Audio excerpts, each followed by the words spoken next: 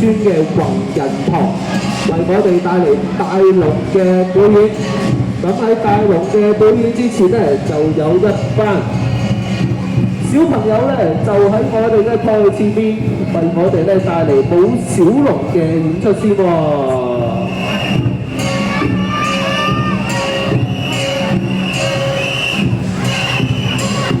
小龍嘅身後呢，大龍就正式出場啦！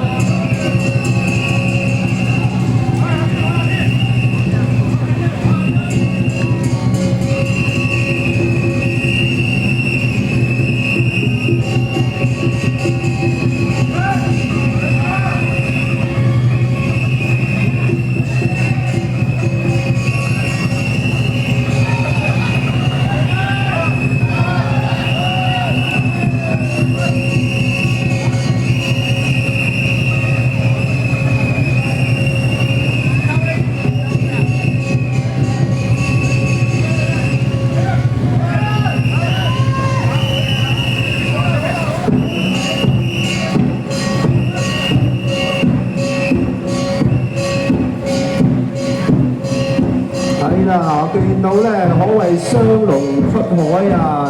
既有小龍，亦都有大龍，正正咧就代表住咧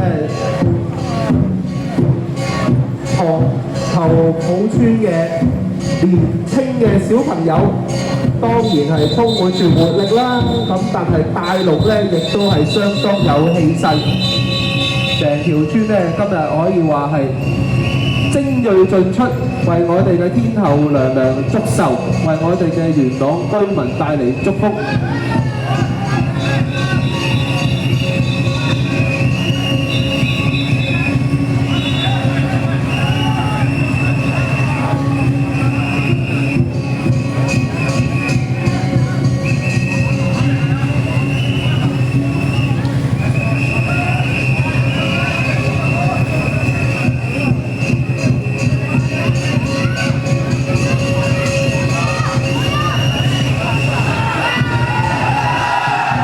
再俾掌聲咧，塘埔村弘仁堂。